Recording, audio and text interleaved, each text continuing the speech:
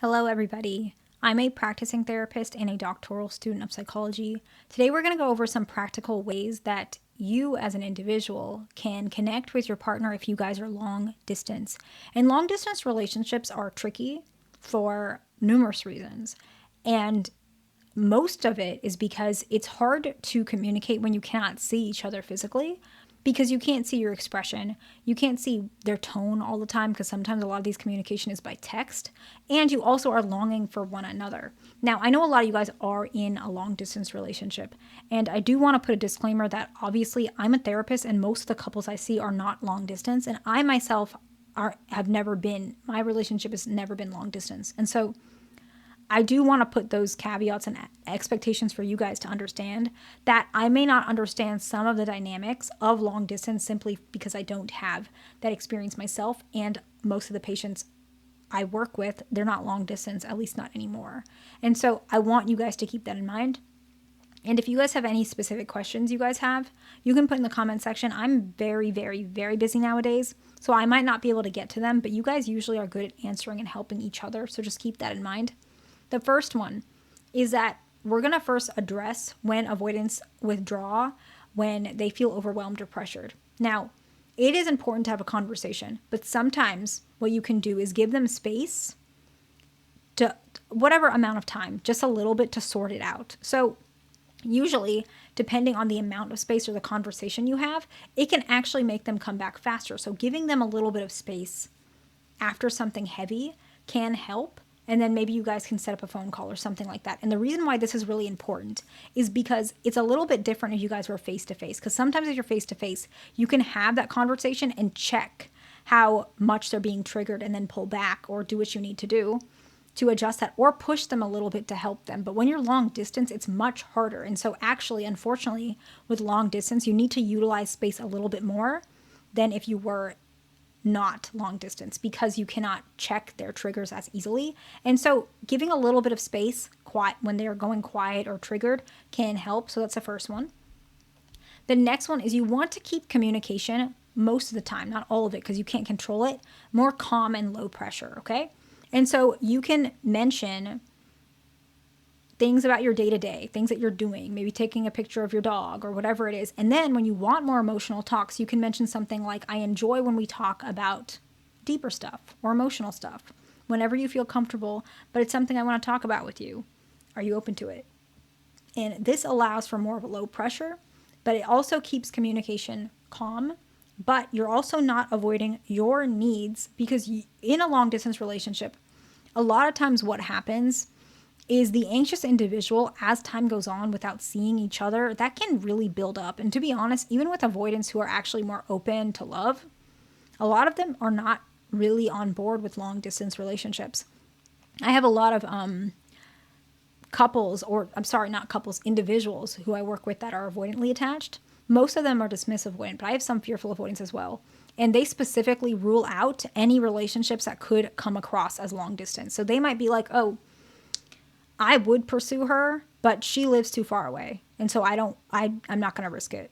Like, I don't want to be in that relationship. So most of the time, avoidants know the difficulties with long distance relationships. And so sometimes if they're in a long distance relationship, they might be more willing to do some of the difficult things that other avoidants won't because they avoid long distance relationships. And so it doesn't mean don't talk about your feelings ever. It can be really hard to talk about feelings when you guys are miles apart. However, if they're already entertaining the thought of being long distance with you, it might be because there's something valuable that they feel like they can get out of that conversation. And so it's okay to say, I want to talk about deeper stuff. It's just you want to say it in a way that's not triggering because you guys can't see each other's triggers, right? So that's really important. The next one is the one that I think is the most important, but it also is challenging. You want to have predictable contact. This is really important. Schedule a call a couple times a week. Text during the day. I always say a good morning text. I always say the minimum, good morning. That is most important. You both just say good morning. And then plan visits in advance. That's what I think is the most important. Consistency is really important, and it's going to help both individuals. It's going to help avoidants break out of their shell, but it's also going to help you as a non-avoidant to feel like you guys are actually in a relationship. It's really important to feel like you're in a relationship because the interesting part is a lot of times Avoidants might not label the relationship, even though they call it one. They might not say girlfriend and boyfriend, but the difference is, do you guys have actual relationship variables? Is it really a relationship? Do you guys have that? And the most important way to do that is a predictable contact. And so that's really important, okay? The next one is you want to actually be emotionally self-regulated yourself. Long distance can really amplify anxiety. And avoidants struggle when they feel they have to be responsible for somebody else's emotions. Not that you're making them feel that way, but it just makes them feel like if you're really anxious, they have to do something about it, or they have to fix it, or they did something wrong. And so a way to do this is you want to manage your own stress and loneliness by having friends, hobbies, and a routine outside of the relationship. And you don't want them to be your only emotional outlet. And this is difficult. You want to really work on this. It's hard because I think what happens is some people are good at this. If you're a fearful avoidant and you lean anxious, you might be really good at this for the first couple of years. But once a relationship starts getting deeper and deeper and deeper, you notice that you're becoming more and more attached to their emotional stability. And if they're unstable, then you become more anxious.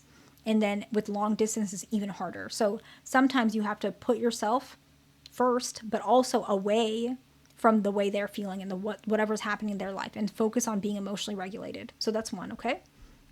The next one is you want to appreciate small signs of closeness. This is really important. But when you appreciate it, you also want to verbalize it to them.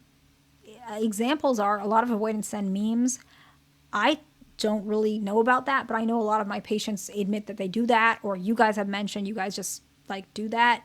That's a very, very low contact one, but you want to ramp it up a little bit. Eventually it shouldn't just be that, right? But even talking about future visits, that's a sign of closeness. Sharing parts of the day, helping solve problems, those are signs of closeness. And you want to always say every now and again, I appreciate that you did that, right? I appreciate that you keep me in mind all the time, right? So that's really, really important, okay? The next one is hard, okay? But it's important that you guys get to this point eventually. It doesn't have to be right away, but you need to have an eventual plan of something in the future. When you'll see each other next. Rough ideas about living near each other. Something, keeping it realistic, of course, but you want to have a rough idea. It's not going to be an endless, you don't know when you're going to see each other next. To be honest, I think it's important that you guys always have a once a month, maybe the first week, you guys visit each other. Like it should be something scheduling on repeat. But it depends on your budget. It depends on the long distance. It depends on your triggers. And so that's very, very, very important, okay? And so we're going to go ahead and wrap it up.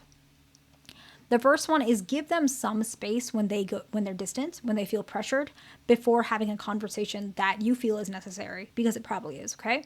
The next one is you want to keep communication overall calm and low pressure, not all the time. And when you want to talk about deeper stuff, you want to do it that's more inviting rather than triggering for them. And even save some of these things when you guys hang out, depending, right? You want to balance it, okay? The next one is you want to have predictable contact. Good example, saying good morning every morning. The next one is you want to be emotionally regulated yourself. And it's hard because long distance does amplify anxiety. But if you're regulated, it can really help them to feel trusting, okay? The next one is you want to appreciate small signs of closeness. And the last one is you guys want to have a clear plan for the future. Whether it's, you don't have to get here right away, but eventually you want to have some sort of set in stone what you guys are going to be like in a couple years, when you're going to see each other next, how long you want to be long distance, when you guys will start moving in together or getting closer to each other, getting married, whatever it is. You want to have some of these eventually, right? So I hope this video is helpful to somebody. Please like, subscribe. I'll see you in the next one.